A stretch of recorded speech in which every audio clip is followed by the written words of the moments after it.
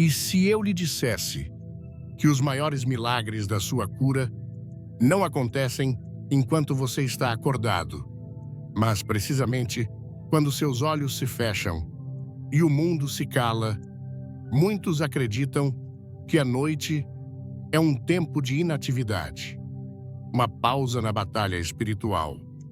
Contudo, essa é uma das verdades mais mal compreendidas da nossa fé.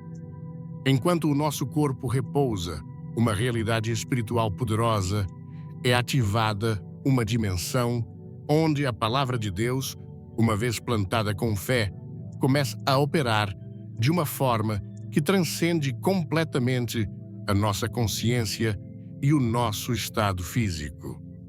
Este não é apenas um pensamento poético, é uma verdade espiritual profunda que tem o poder de transformar a sua vida, a sua saúde e o seu espírito de dentro para fora. Nesta jornada que iniciamos hoje, vamos mergulhar fundo no poder sobrenatural da Palavra de Deus, que não dorme nem cochila. Você descobrirá como a Escritura, quando recebida com um coração crente, se torna uma força viva e eficaz, cortando, curando e restaurando em níveis que a medicina e a lógica humana não conseguem alcançar. Vamos explorar juntos como o sono, longe de ser uma simples pausa biológica, foi projetado por Deus para ser um terreno sagrado.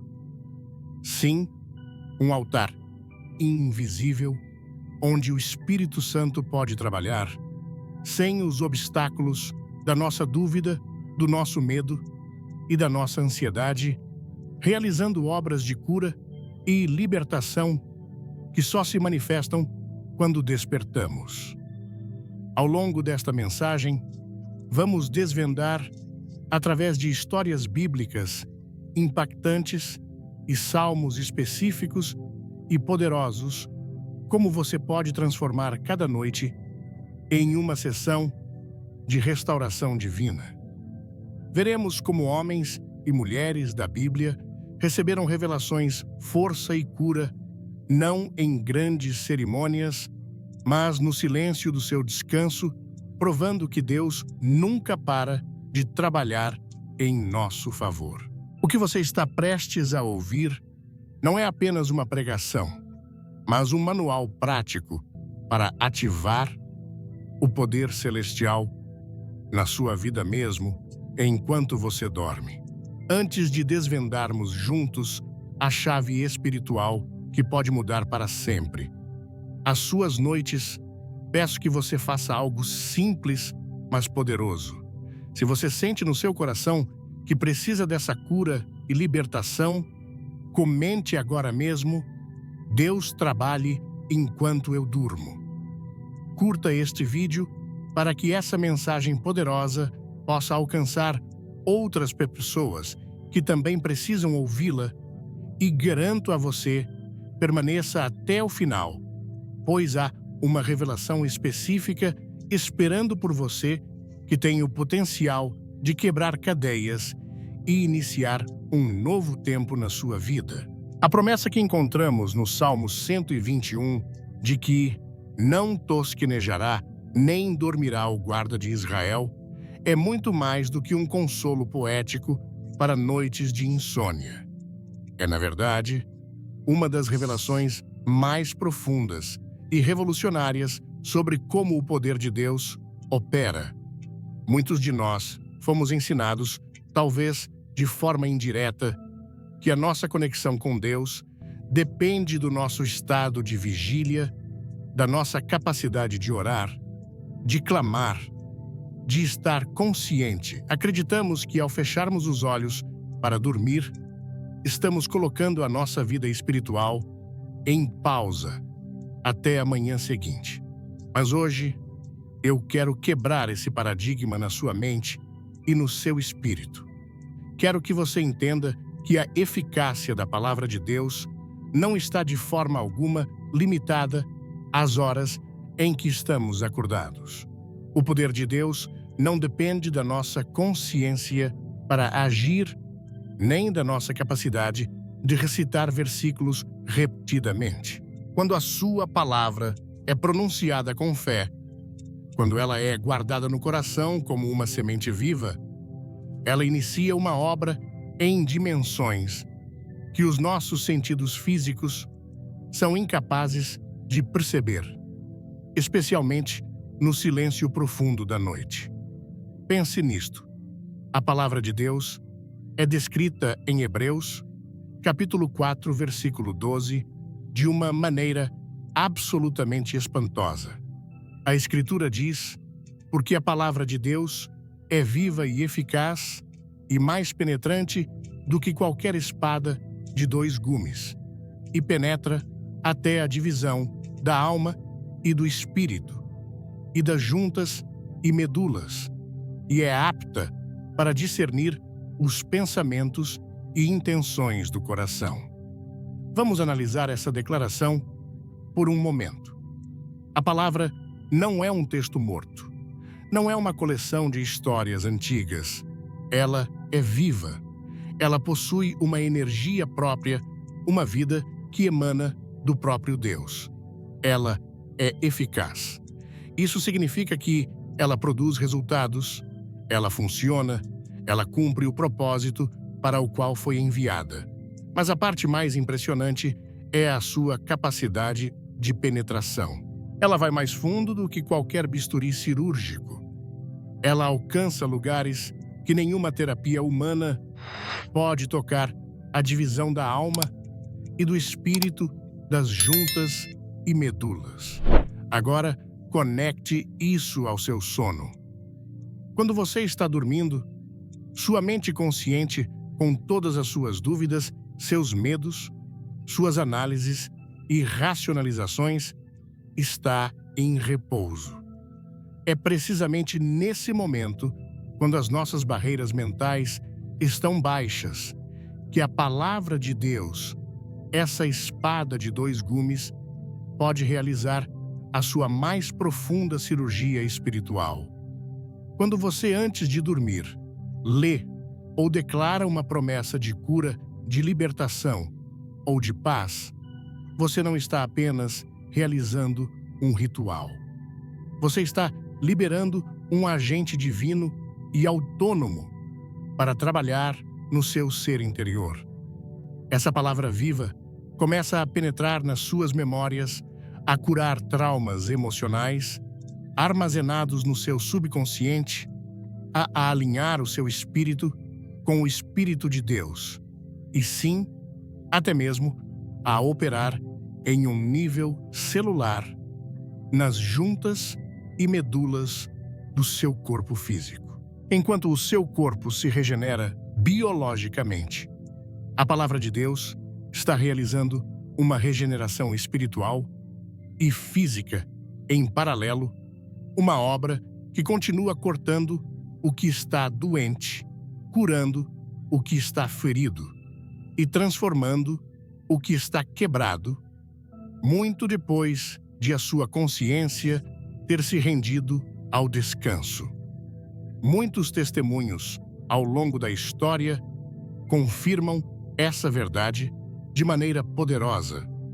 Pessoas que, após travarem batalhas excruciantes contra dores crônicas, ansiedade paralisante ou doenças diagnosticadas como incuráveis, tomaram uma decisão de fé.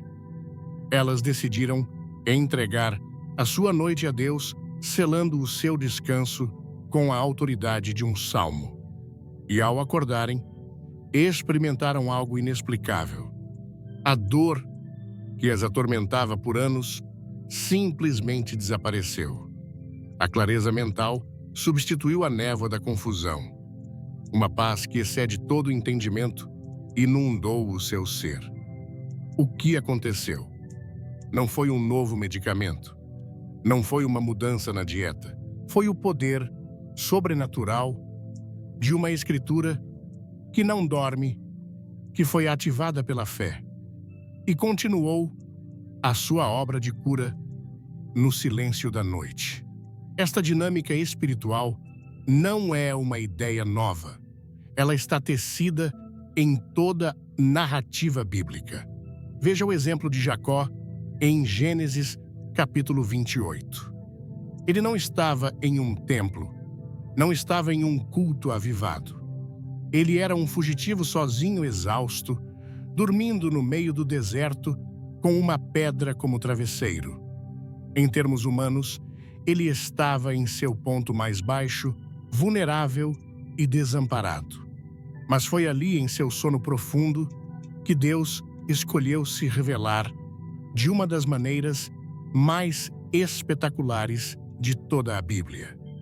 A Escritura diz: "E sonhou, e eis uma escada posta na terra, cujo topo tocava nos céus. E eis que os anjos de Deus subiam e desciam por ela." Jacó não estava orando ativamente quando isso ocorreu. Ele estava dormindo. No entanto, a presença de Deus o envolveu de tal forma que o seu destino foi completamente alterado naquela noite. Deus não apenas falou com ele, mas lhe deu uma promessa de proteção, provisão e bênção que o sustentaria por toda a vida. O que a história de Jacó nos demonstra de forma inequívoca é que a obra divina transcende o nosso estado físico e a nossa atividade consciente. Deus não precisa da nossa permissão consciente a cada segundo para agir. Ele não precisa que estejamos acordados para cumprir suas promessas. Quando a nossa fé é ativada, mesmo que por um simples ato de ler sua palavra antes de dormir, o nosso descanso se transforma em um terreno sagrado, um portal aberto para a intervenção celestial. A sua cama deixa de ser apenas um lugar de repouso físico e se torna um altar, um lugar de encontro divino onde os céus tocam a terra. E aqui, o Salmo 107, versículo 20, ecoa com uma clareza impressionante. Enviou a sua palavra e os sarou, e os livrou da sua destruição. Perceba a ação neste versículo. Deus enviou a sua palavra. A palavra é um agente comissionado, uma força expedida com um propósito específico: curar e livrar. Assim, como um míssil teleguiado é lançado para atingir um alvo, a palavra de Deus, quando proclamada com fé, é enviada para cumprir a sua missão no seu corpo, na sua alma e no seu espírito. Ela não precisa do seu acompanhamento ou da sua supervisão para funcionar. Deus a envia e ela realiza o trabalho. É por isso que Isaías 55:11 nos dá uma garantia absoluta. Assim, será a minha palavra que sair da minha boca. Ela não voltará para mim vazia, antes fará o que me apraz e prosperará naquilo para que a enviei. Isso significa que quando você, antes de dormir, declara com fé um salmo sobre a sua vida, sobre a sua saúde, sobre a sua mente, você está fazendo muito mais do que um ato simbólico. Você está, de fato, desencadeando uma realidade espiritual. Você está liberando essa palavra viva, essa espada de dois gumes, esse agente enviado por Deus para operar enquanto você dorme. Essa palavra começa a limpar o seu interior de toda amargura e ressentimento. Ela começa a renovar as suas células, combatendo a doença na sua raiz. Ela começa a restaurar as suas emoções, substituindo a ansiedade pela paz. Ela começa a libertá-lo do peso da enfermidade, mesmo que você não sinta nada no momento. A semente foi plantada no terreno fértil do seu espírito rendido, e o Deus que não dorme garante que ela cresça e dê fruto. Muitos crentes que enfrentaram doenças crônicas descobriram, na palavra recitada antes do descanso, uma força sobrenatural. Não é que o salmo em si tenha um poder mágico como um amuleto. Não. O salmo é um canal, um veículo divinamente instituído pelo qual a voz viva de Deus se manifesta. Ao proclamá-lo, você está se alinhando com a vontade de Deus, com a sua promessa, e é essa sintonia que permite que o poder flua sem obstáculos. O que acontece? Quando uma promessa divina entra em contato com um coração disposto na quietude da noite, é algo que não podemos subestimar. Esse momento aparentemente passivo converte-se em um altar, onde o poder de Deus se manifesta sem as restrições da nossa mente lógica. Davi, o autor de tantos salmos, compreendia perfeitamente essa dinâmica espiritual. No Salmo 16, versículo 7, ele escreveu algo que revela essa verdade. Louvarei ao Senhor que me aconselhou, até os meus rins me ensinam de noite. O que isso significa? Significa que enquanto Davi dormia, seu espírito continuava a receber direção, consolo e instrução divina. A obra de Deus em seu interior não parava. A alma, quando está alinhada com Deus, é capaz de receber revelações, cura e orientação enquanto o corpo repousa. É por isso que os salmos não são apenas hinos ou poemas, são instrumentos vivos, chaves espirituais que conectam o nosso interior com a fonte de toda a vida. Portanto, a verdade central que você precisa agarrar hoje é esta: o Deus que soprou o fôlego de vida em você não precisa da sua consciência. Desperta para operar milagres. Quando você entrega a sua noite nas mãos dele, quando você permite que a sua palavra o envolva como um manto de poder, então ele opera sem impedimentos. Se esta verdade sobre o poder que opera no sono está fazendo sentido para você, se algo aí dentro está dizendo, é disso que eu preciso, eu quero que você pare por um segundo e comente: a minha noite pertence a Deus. Não faça isso por mim, faça como um ato profético, uma declaração de fé que sela esta palavra no seu espírito. Dê um like para que o algoritmo entenda que esta é uma mensagem de vida e a espalhe para curar outras almas. E não ouse sair daqui, porque o que vamos revelar a seguir é o mapa prático para transformar essa verdade em um testemunho diário na sua vida. Agora que estabelecemos a verdade fundamental de que o poder de Deus opera continuamente, mesmo enquanto dormimos, precisamos nos aprofundar em uma das ferramentas espirituais mais poderosas que Ele nos deixou para ativar essa proteção e cura noturna. Em meio à dor física, a angústia da alma e a incerteza do espírito, Deus nos entregou uma fortaleza de palavras, uma expressão viva do seu caráter protetor, curador e restaurador.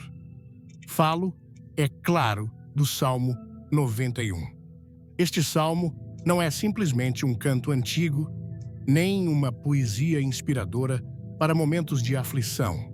O Salmo 91 é uma proclamação de autoridade espiritual. É uma constituição celestial, uma cobertura de proteção legal estabelecida para todo aquele que toma a decisão consciente de não apenas visitar, mas de habitar sob a sombra do Altíssimo. As palavras iniciais deste salmo são a chave que destranca todo o seu poder. Aquele que habita no esconderijo do Altíssimo à sombra do Onipotente descansará. Já preste muita atenção à palavra habita. O texto não diz aquele que visita de vez em quando, aquele que busca em uma emergência ou aquele que se lembra nos momentos de desespero. Habitar implica permanência, constância, residência. É fazer da presença de Deus a sua morada, o seu endereço espiritual. Quem apenas visita está vulnerável quando sai, mas quem habita vive em um estado de proteção contínua. E qual é o resultado dessa habitação? Descansar à sombra do Onipotente. Essa sombra não é uma sombra de escuridão ou incerteza. É a sombra de uma cobertura invencível, a sombra das asas de um Deus Todo-Poderoso que se interpõe entre você e qualquer ameaça. Quando você faz de Deus a sua habitação durante o dia, você entra automaticamente no seu descanso noturno sob essa mesma cobertura. É por isso que dormir com o Salmo 91 no coração e nos lábios não é um ato ritualístico. É uma declaração de confiança. É o ato de fechar os olhos aqui na terra, mas abrir o seu espírito para a realidade do céu. É proclamar ativamente que a doença não terá a última palavra, que o diagnóstico médico não dita o seu futuro e que o seu corpo, embora possa se sentir fraco, está sendo fortalecido por uma promessa que não pode falhar. Lembre-se, a palavra que sai da boca de Deus nunca volta vazia. E o Salmo 91 é uma expressão direta do coração protetor de Deus, registrada para ser ativada por nós em momentos de extrema necessidade. A partir dessa premissa, o Salmo começa a detalhar com uma precisão impressionante as garantias dessa aliança de proteção. Ele fala sobre ameaças específicas que tentam nos roubar a paz, especialmente durante a noite. O versículo 5 diz: Não temerás o terror noturno, nem a flecha que voa de dia, nem a peste que anda na escuridão, nem a mortandade que assola ao meio-dia. Cada uma dessas imagens descreve uma ameaça real que enfrentamos. O terror noturno pode ser a ansiedade, os pesadelos, o medo do amanhã que invade a nossa mente quando estamos deitados. A peste que anda na escuridão fala de doenças cujas origens são misteriosas, que se espalham silenciosamente em enfermidades que a ciência muitas vezes não consegue explicar ou conter. Para cada uma dessas ameaças, visíveis e invisíveis, a resposta divina não é a sugestão de que talvez você seja protegido, mas a afirmação categórica de que você não precisa temer, porque cada uma delas é neutralizada não pela sua força, mas pela intervenção direta do Altíssimo. E então, o Salmo nos apresenta uma das imagens mais poderosas e reconfortantes de toda a Escritura. Com as suas penas te cobrirá, e debaixo das suas asas te confiarás. A sua verdade será o teu escudo e broquel. Visualize essa cena. A imagem de ser coberto pelas penas de Deus não fala apenas de proximidade e ternura, mas também de força invencível. Sob essas asas, não há espaço para a doença que destrói, para o temor que consome, nem para o desespero que paralisa. Essa cobertura divina não apenas nos protege de ataques externos, mas também repara o que está danificado internamente.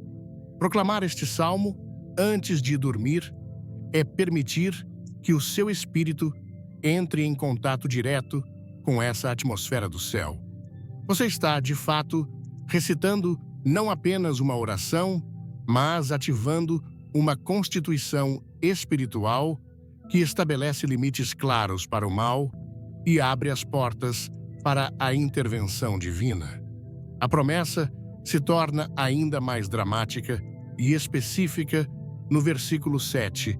1000 cairão ao teu lado e 10.000 à tua direita, mas não chegará a ti. Esta não é uma metáfora vaga. É uma declaração de proteção sobrenatural em meio ao caos. Deus não promete a ausência de batalha ao seu redor. Ele não diz que a peste não existirá ou que o perigo desaparecerá do mundo.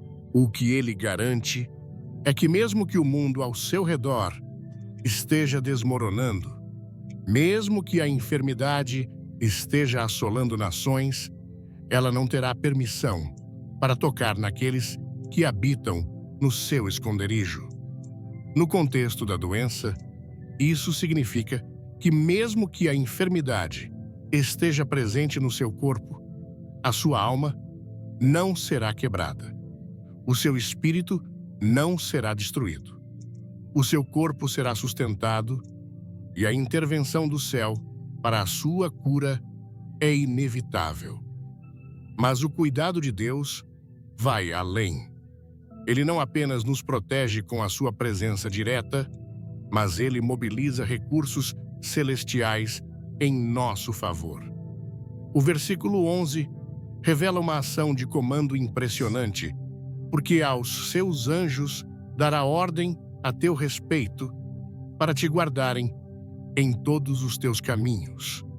Entenda a profundidade disso. Não é uma imagem simbólica, é uma ação direta de comando. Deus, o comandante dos exércitos celestiais, emite uma ordem específica aos seus anjos com o seu nome e endereço. A missão deles, guardá-lo, protegê-lo, ministrar a você. Quando o seu corpo está debilitado, quando os seus sentidos dormem, quando a sua consciência se apaga, na noite, esses anjos não dormem. Eles continuam agindo, cumprindo uma ordem divina, que foi ativada pela sua fé e pela proclamação da sua palavra. O descanso coberto por este salmo, portanto, não é um sono ordinário. É um sono vigiado, uma atmosfera espiritual onde a sua alma entra em um estado de repouso sobrenatural, sabendo que está sendo guardada por seres celestiais. E se ainda restasse alguma dúvida sobre a abrangência dessa proteção, o Salmo declara: nenhum mal te sucederá, nem praga alguma chegará à tua tenda. A tenda, aqui, não é apenas a sua casa física. Em um sentido mais profundo, a sua tenda é o seu corpo, o templo interior onde habita a presença de Deus. E se essa tenda está coberta pelo Altíssimo, nenhuma praga, nenhuma, doença nenhuma, opressão espiritual poderá penetrar e se estabelecer no seu interior. O clímax do Salmo 91 é talvez a sua parte mais emocionante. Depois de o salmista ter declarado todas essas verdades, a voz muda. Já não é mais o homem falando sobre Deus, mas o próprio Deus falando diretamente àquele que confia nele. O Senhor mesmo toma a voz para confirmar o seu compromisso inabalável. Escute a voz do seu Criador falando com você agora. Pois que tão encarecidamente me amou, também eu o livrarei. Pô-lo-ei em retiro alto, porque conheceu o meu nome. Ele me invocará e eu lhe responderei. Estarei com ele na angústia. Dela o retirarei e o glorificarei. Essa é a resposta direta de Deus para você. Porque você decidiu amá-lo e confiar nele, ele promete livramento. Ele promete colocá-lo em um lugar alto, acima da doença e do medo. Ele promete responder quando você clamar. E note, ele não promete que você não passará pela angústia, mas faz uma promessa ainda maior. Estarei com ele na angústia. E não apenas isso, mas ele o retirará dela e o glorificará. A sua doença não será o seu fim, mas se tornará o palco para a glória de Deus se manifestar. E, finalmente, a promessa culmina com uma declaração que resume a vontade perfeita de Deus para a sua vida. Fartá-lo-ei com longura de dias e lhe mostrarei a minha salvação. Deus não fala de apenas sobreviver, mas de se fartar, de ter uma vida longa e abundante.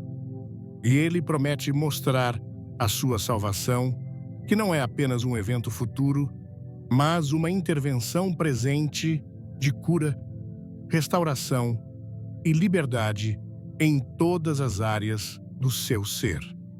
Dormir, sob o poder do Salmo 91, é viver sob a realidade do reino de Deus. Não se trata de repetir palavras vazias, mas de declarar verdades eternas que ativam o céu na terra. Cada frase é uma espada. Cada promessa é uma fortaleza. Cada declaração é um escudo. O Salmo 91 não é um amuleto. É uma proclamação viva, um ato de guerra espiritual.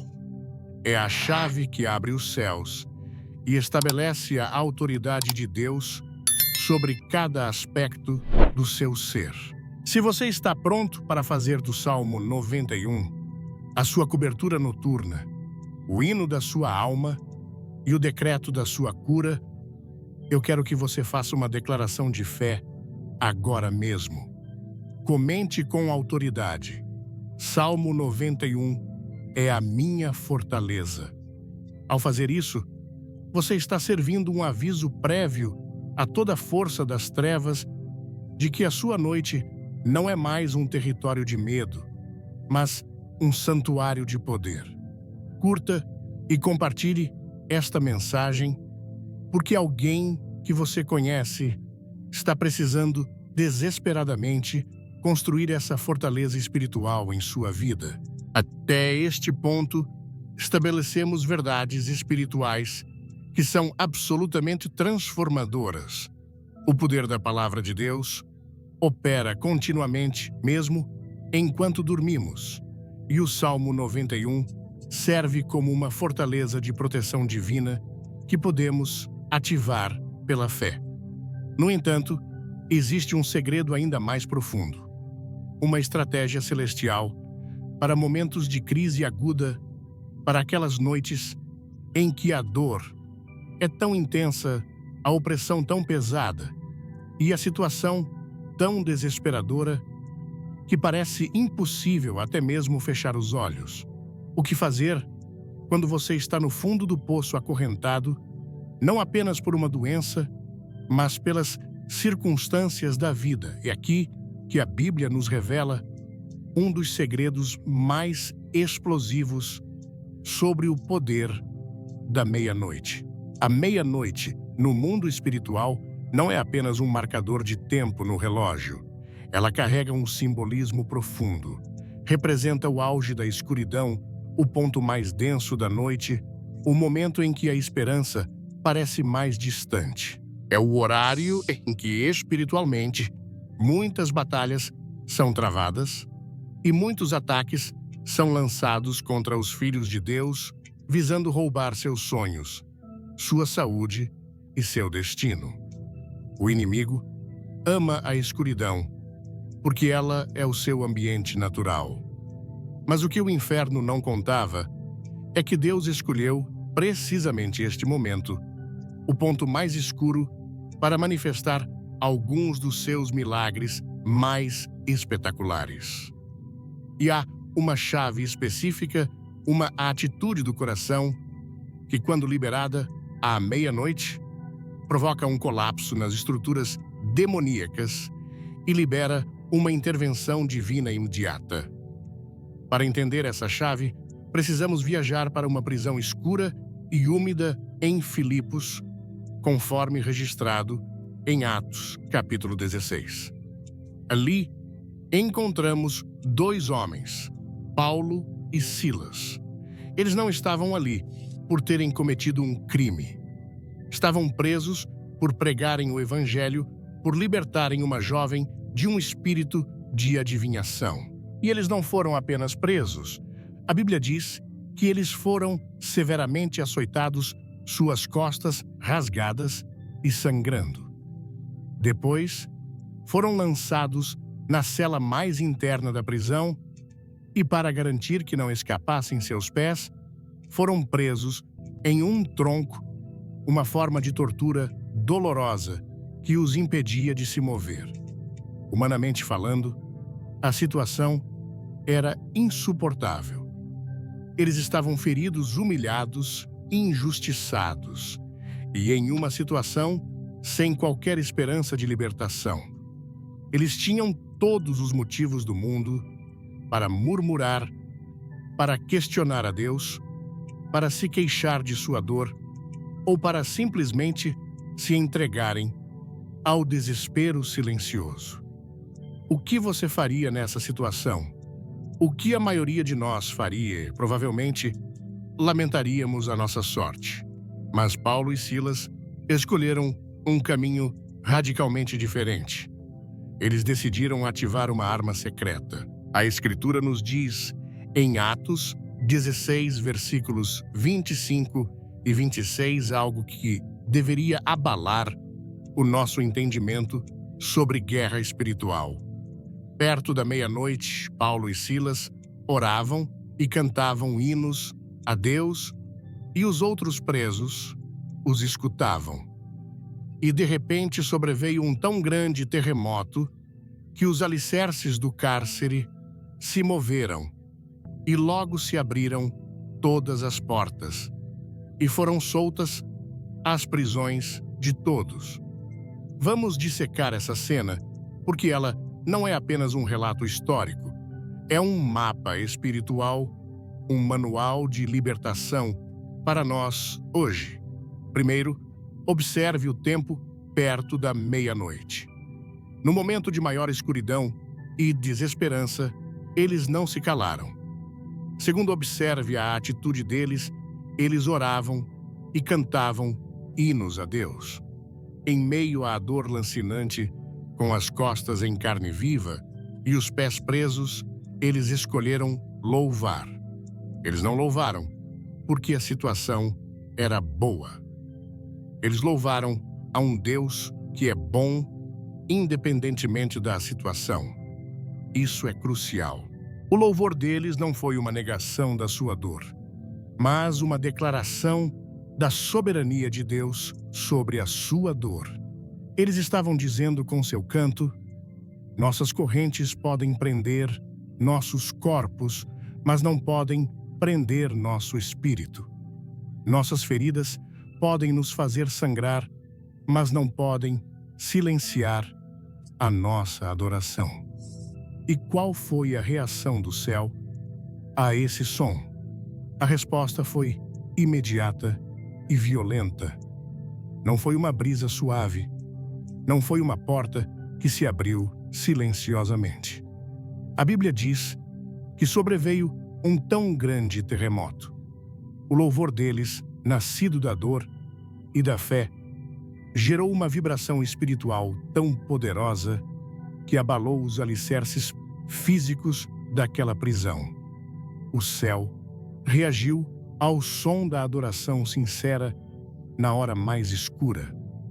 E o resultado foi uma libertação completa e em cadeia.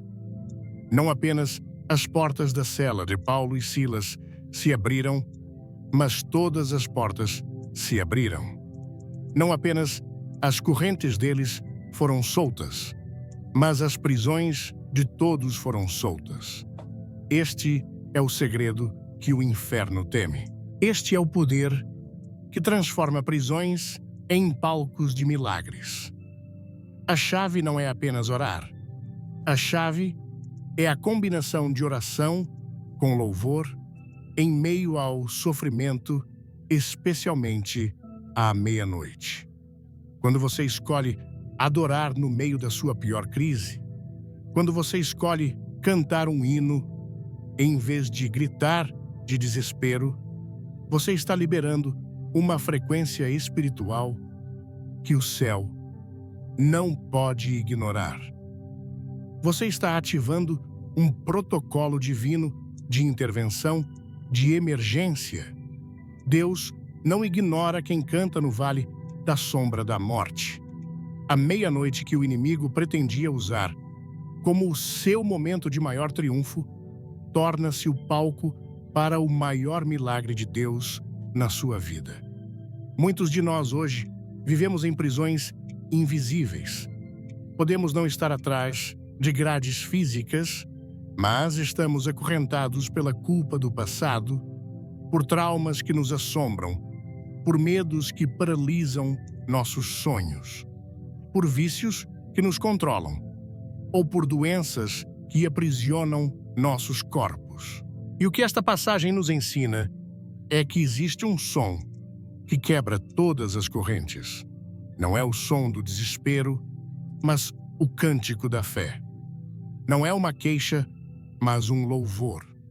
Quando a sua alma ferida e cansada ainda encontra forças para exaltar o Criador, você está abrindo as portas para uma intervenção divina de proporções sísmicas, e o impacto da sua fé não para em você. Repare que quando Paulo e Silas foram libertos, todos os outros presos também foram beneficiados. O carcereiro e sua família foram salvos naquela noite. Isso nos mostra um princípio poderoso: a sua fé não liberta apenas a você. Ela tem um efeito em cadeia. Ela alcança a sua casa, os seus filhos, o seu casamento, até mesmo aqueles ao seu redor que não estão orando com você. Um único ato de adoração autêntica, vindo de um coração que se recusa a ser derrotado, pode causar um terremoto espiritual tão poderoso que ninguém ao seu redor permanece o mesmo. Por isso, quando você, à meia-noite no leito da sua dor, decide levantar a sua voz em louvor, você não está apenas invocando libertação para si mesmo. Você está ativando um movimento de transformação sobre a sua família, a sua linhagem e o seu ambiente. O céu está procurando por intercessores como Paulo e Silas, pessoas que, mesmo feridas, escolhem louvar. Mesmo presas, escolhem confiar. E quando Deus encontra um coração assim, Ele age com urgência e com poder. Porque há corações que movem o coração do Altíssimo. Talvez você esteja passando pela noite mais escura da sua vida. Talvez a dor seja tão real que parece sufocar a sua fé. Talvez você já tenha orado, jejuado, e nada pareceu mudar. Eu quero lhe propor um desafio espiritual hoje. Esta noite, perto da meia-noite, não importa como você se sinta, faça o que Paulo e Silas fizeram. Encontre um hino, uma canção de louvor que declare quem Deus é. Feche os olhos, não para a dor, mas para as circunstâncias, e comece a cantar. Cante para Ele. Cante sobre a sua bondade, a sua fidelidade, o seu poder. Libere o som da sua adoração no meio da sua prisão. Você não precisa entender como funciona. Você só precisa crer que o mesmo Deus que ouviu o clamor naquela prisão em Filipos está ouvindo o seu clamor hoje. A lição que transforma vidas é esta: Paulo e Silas não esperaram as portas se abrirem para cantar. Eles cantaram para que as portas se abrissem.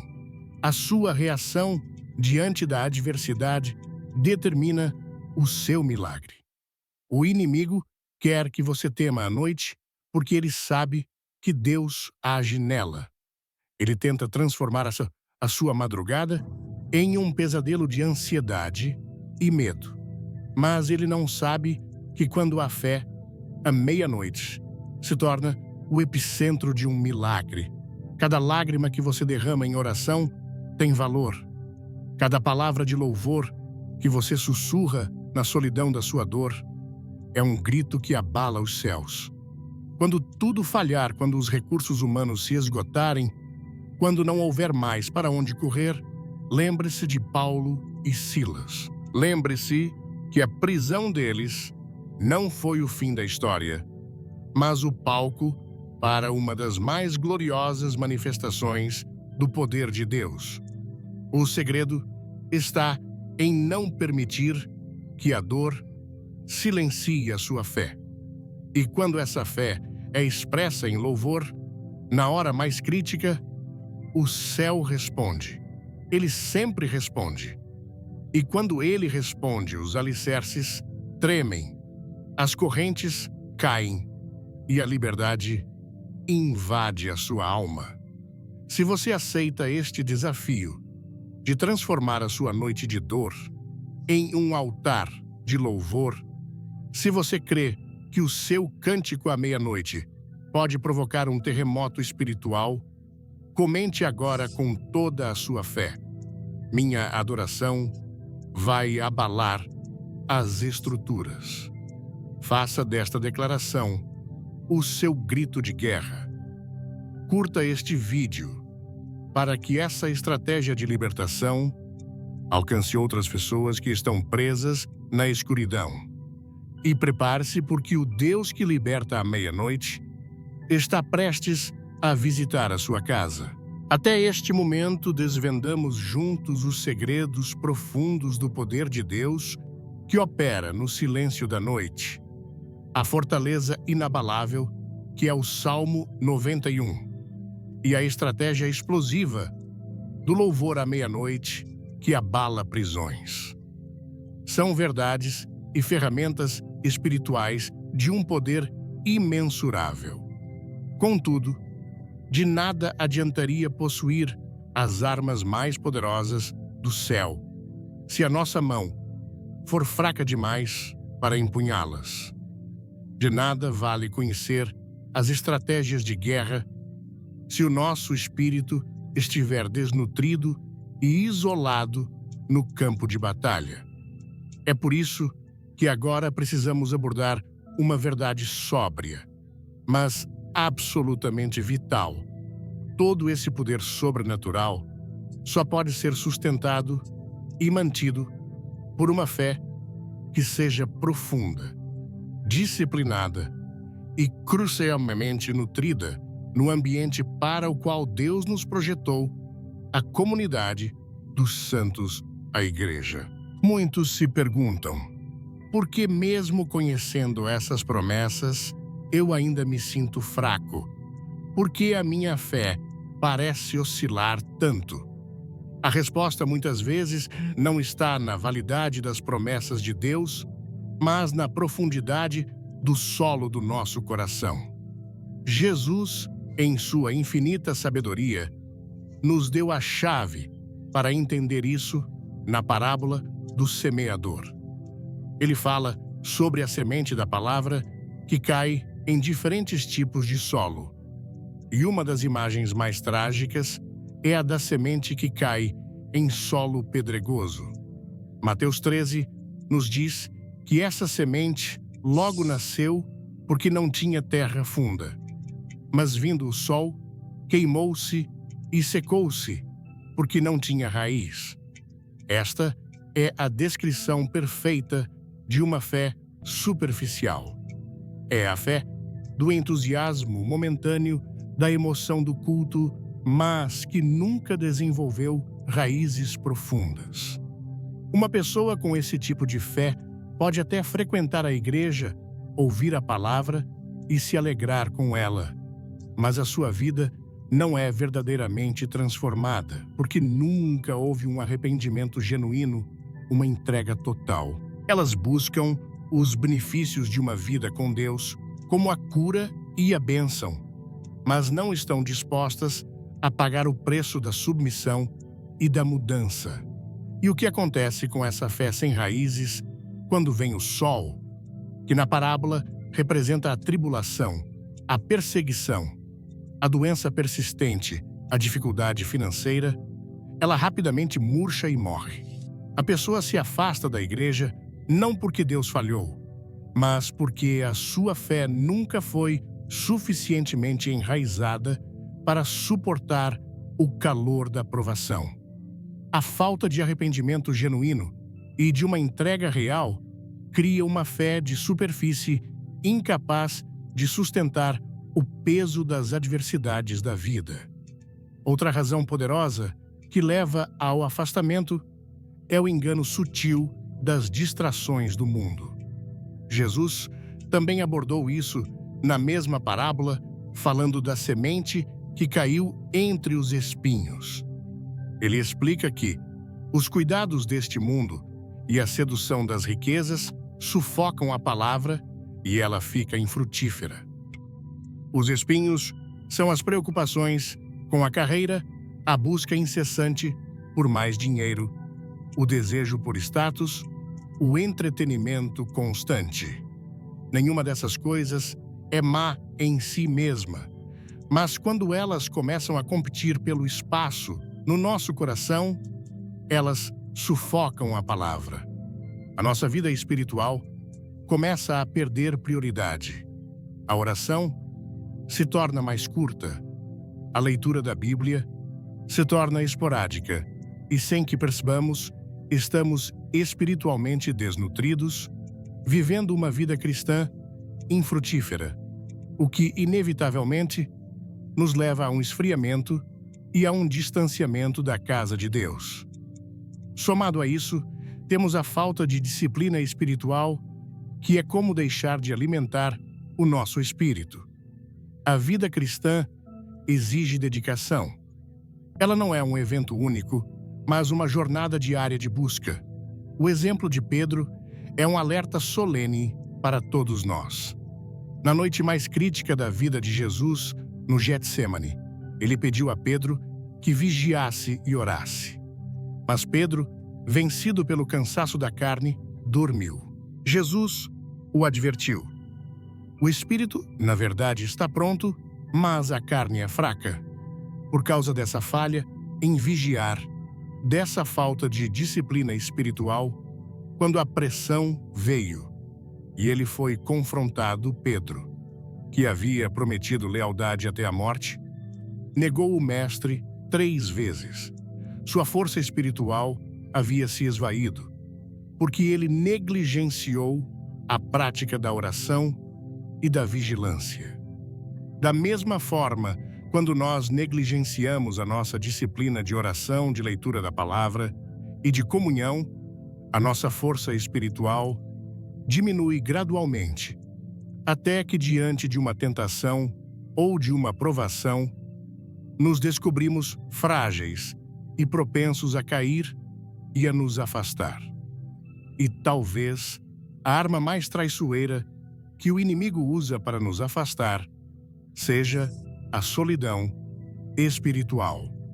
A primeira carta de Pedro, no capítulo 5, nos adverte: sede sóbrios, vigiai, porque o diabo, vosso adversário, anda em derredor, bramando como leão, buscando a quem possa tragar.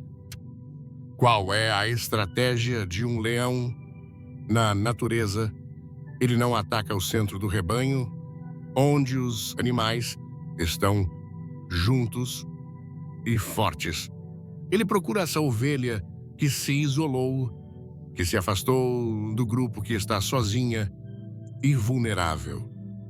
Da mesma forma, o inimigo trabalha incansavelmente para nos isolar da comunidade de fé. Ele usa decepções com outros cristãos, ofensas, cansaço emocional e frustrações para nos fazer acreditar que é melhor viver a nossa fé sozinhos. Mas o isolamento é uma armadilha mortal. Quando estamos sozinhos, Nossas dúvidas são amplificadas, nossos medos parecem maiores e não temos ninguém para nos levantar quando caímos. É por isso que o chamado de Deus para nós nunca foi para uma jornada solitária. Desde o início, ele disse: não é bom que o homem esteja só. Ele nos criou para a comunidade. E no Novo Testamento, essa comunidade tem um nome: a Igreja, o corpo de Cristo. O autor de Hebreus, no capítulo 10, versículo 25, nos dá uma ordem clara e direta, não deixando a nossa congregação, como é costume de alguns, antes admoestando-nos uns aos outros, e tanto mais quanto vedes que se vai aproximando aquele dia. Por que essa ordem é tão enfática? Porque Deus sabe que a nossa sobrevivência e o nosso crescimento espiritual dependem de estarmos conectados uns aos outros. A igreja não é um prédio, não é um clube social. A igreja é um hospital espiritual. É um lugar para pessoas imperfeitas, feridas, cansadas e sobrecarregadas que reconhecem que precisam de um Salvador e umas das outras. É na igreja que encontramos encorajamento quando estamos desanimados. É ali que recebemos correção em amor quando nos desviamos. É ali que a nossa fé é fortalecida ao ouvirmos o testemunho dos nossos irmãos. É ali que juntos podemos enfrentar as adversidades como um feixe de varas que unidas são inquebráveis. A Bíblia diz em Eclesiastes que melhor é serem dois do que um. Porque se um cair, o outro levanta o seu companheiro. Mas ai do que estiver só, pois caindo não haverá outro que o levante. Talvez você tenha se afastado da igreja. Talvez você tenha sido ferido por alguém lá dentro. Talvez as pressões da vida o tenham feito colocar a comunhão em segundo plano. Eu quero lhe dizer hoje com todo o amor e urgência: o inimigo conseguiu exatamente o que ele queria. Ele o isolou para poder atacá-lo com mais eficácia. Mas Deus, em sua infinita misericórdia, está lhe fazendo um chamado para voltar para casa, voltar para o corpo, voltar para o lugar de segurança. Jesus prometeu em Mateus 18:20: porque onde estiverem 2 ou 3 reunidos em meu nome, aí estou eu no meio deles. A presença manifesta de Cristo está na reunião dos santos. Ao se afastar da igreja, você se afasta do ambiente onde a presença dele é prometida de forma especial. Não permita que o seu orgulho, a sua dor ou a sua agenda o mantenham isolado por mais tempo. As armas espirituais que aprendemos a usar, a palavra que cura no sono, a fortaleza do Salmo 91, o louvor que abala prisões, são muito mais eficazes quando estamos ombro a ombro com nossos irmãos de batalha. É na comunidade que somos equipados, treinados e fortalecidos para uma guerra. É ali que a nossa chama espiritual é mantida acesa pelo calor da comunhão. Não é possível crescer plenamente em Cristo de forma isolada. Portanto, o chamado hoje é claro. Examine o solo do seu coração. Há raízes profundas de arrependimento e entrega, ou é um solo rochoso de superficialidade? Examine a sua vida. Os espinhos das preocupações do mundo estão sufocando a palavra em você. Examine a sua disciplina. Você tem vigiado e orado, ou tem permitido que a sua carne o enfraqueça? E, acima de tudo, examine o seu lugar na comunidade. Você está conectado ou está perigosamente isolado? Se você reconhece que se afastou, que sua fé se tornou superficial ou que a solidão tem sido sua companheira, saiba que hoje é o dia de voltar. Deus nunca desiste de suas ovelhas. Como o bom pastor, ele deixa as 99 para buscar aquela que se perdeu. E essa ovelha perdida pode ser você. O corpo de Cristo está esperando por você.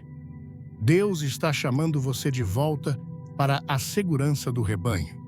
Se você ouviu este chamado e decide hoje tomar a decisão de se reconectar com uma comunidade de fé, de aprofundar suas raízes e de não permitir mais que o inimigo o isole, eu quero que você faça a declaração mais importante de todas.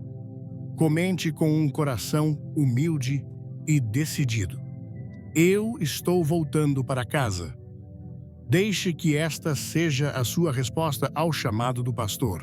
Curta e compartilhe esta mensagem, porque há inúmeras ovelhas perdidas que precisam ouvir que o pastor as está chamando de volta e que há segurança, cura e força esperando por elas na casa do Pai. Ao longo desta jornada, nós mergulhamos em verdades espirituais que têm o poder de redefinir completamente a nossa existência. Nós desvendamos o segredo de um Deus que não dorme e cujo poder de cura opera de forma mais intensa, precisamente quando a nossa consciência repousa. Nós aprendemos a construir palavra por palavra a fortaleza inabalável de proteção que é o Salmo 91, transformando o nosso leito de descanso em um santuário impenetrável. E nós sentimos o chão tremer ao descobrirmos a estratégia divina do louvor à meia-noite, uma arma capaz de provocar terremotos espirituais e quebrar todas as correntes, assim como aconteceu com Paulo e Silas. Cada uma dessas revelações é uma chave poderosa, uma ferramenta celestial entregue em nossas mãos. Mas agora, chegamos ao ponto mais crucial, ao coração de toda esta mensagem. Se você sair daqui pensando que apenas aprendeu algumas novas técnicas de oração ou descobriu alguns versículos interessantes, você terá perdido o ponto central. Esta jornada não foi projetada para ser um mero seminário de conhecimento bíblico. Esta foi uma convocação para uma transformação radical da sua identidade espiritual. Esta foi uma chamada para que você deixe de ser um crente passivo e espectador, para se tornar um guerreiro espiritual, ativo, consciente e poderoso.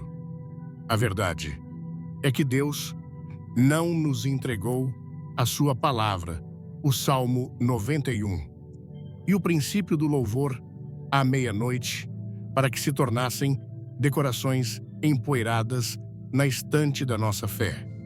Elas são armas de guerra de alto calibre, forjadas na eternidade, para serem empunhadas por nós aqui na terra. Contudo, uma arma, por mais poderosa que seja, é inútil nas mãos de um soldado despreparado, desnutrido e que tenta lutar sozinho. E é exatamente aqui que a nossa jornada se completa. Nós vimos que a eficácia dessas ferramentas divinas está intrinsecamente ligada à condição do nosso coração e à nossa conexão com o corpo de Cristo. De que adianta você tentar declarar o Salmo 91 como sua fortaleza se a sua fé está construída sobre o solo rochoso da superficialidade, sem as raízes profundas de um arrependimento genuíno? Na primeira tempestade, na primeira febre que não cede essa declaração, se tornará vazia e a sua fortaleza de palavras desmoronará. De que vale conhecer a estratégia revolucionária do louvor à meia-noite se a sua vida espiritual está sendo sufocada pelos espinhos das preocupações deste mundo e pela sedução das riquezas, deixando-o sem fôlego espiritual para cantar. O seu louvor será apenas um som fraco e não o clamor que abala os alicerces. E, acima de tudo, como você pode esperar, vencer uma batalha espiritual se você escolheu o isolamento, afastando-se da sua congregação e tornando-se um alvo fácil para o leão, que ruge, que procura exatamente aquele que está sozinho. O que estou tentando dizer é que as estratégias de Deus exigem uma fundação sólida em Deus. O poder que opera no sono, a cobertura do Salmo 91 e o terremoto do louvor não são para os fracos de espírito ou para os cristãos de fim de semana. São para aqueles que entendem que a vida cristã é uma jornada de disciplina diária. São para aqueles que decidiram arrancar os espinhos das distrações, aprofundar as raízes da sua fé através de uma entrega constante e lutar ombro a ombro com seus irmãos na segurança e na força da comunidade. Portanto, a mensagem final que ecoa hoje não é apenas sobre cura ou proteção. É sobre um chamado a um novo nível de maturidade e responsabilidade espiritual. Chegou a hora de você parar de tratar a sua fé como um amuleto da sorte e começar a vê-la como um estilo de vida. Chegou a hora de você parar de apenas pedir por um milagre e começar a gerar a atmosfera para que ele aconteça através da proclamação ativa da palavra. Chegou a hora de transformar os seus momentos mais silenciosos e vulneráveis, como seu sono, em oportunidades para a mais profunda intervenção de Deus. Você não foi chamado para ser uma vítima das circunstâncias, esperando passivamente que a doença, a ansiedade ou a opressão decidam ir embora. Você foi chamado e equipado para ser um agente de transformação na sua própria vida. A palavra na sua boca é uma espada. A sua noite de sono é um altar. O seu louvor é uma arma de destruição em massa contra as obras das trevas. E a sua igreja, a sua comunidade de fé, é o seu batalhão, a sua retaguarda, a sua fonte de força e encorajamento. Diante de você hoje estão dois caminhos. O caminho da fé passiva, superficial e isolada, que inevitavelmente o levará à frustração e à derrota espiritual. Ou o caminho do guerreiro ativo, uma jornada exigente, que requer disciplina, compromisso e coragem, mas que o levará a experimentar a plenitude do poder de Deus de uma forma que você nunca imaginou ser possível. A escolha é sua. Continuar a ser um refém do medo e da dor, ou levantar-se e empunhar as armas que Deus lhe deu e começar a lutar a batalha pela sua cura, pela sua paz e pelo seu destino, sabendo que você não luta sozinho. Esta é a sua hora de decisão. Este é o seu momento de comissionamento. A partir de hoje, que as suas noites não sejam mais um tempo de temor, mas de profunda ministração espiritual. Que o seu quarto não seja mais uma câmara de ansiedade, mas um altar onde o céu toca a terra. Que a sua dor não silencie o seu louvor, mas se torne o combustível para ele. E que a sua fé não seja mais um sentimento frágil, mas uma fortaleza inabalável, construída sobre a rocha dos séculos e reforçada pela comunhão dos seus irmãos. E agora, como um ato profético, como um selo no seu espírito de tudo o que recebemos aqui, eu quero que você se junte a mim em uma oração de compromisso.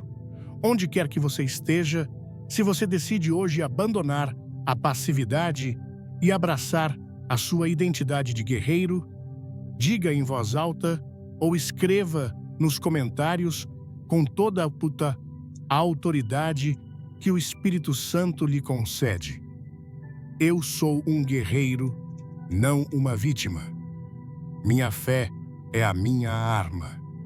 Minha noite é o meu altar. E a minha vitória já está decretada em nome de Jesus. Receba esta palavra não como o fim de uma mensagem, mas como o início de uma nova vida. Uma vida de poder, de propósito e de vitória sobrenatural. Que o Deus que não dorme o guarde. Que as asas do Altíssimo o cubram. E que o som do seu louvor à meia-noite libere os terremotos de Deus em cada área da sua vida, em nome de Jesus. Amém.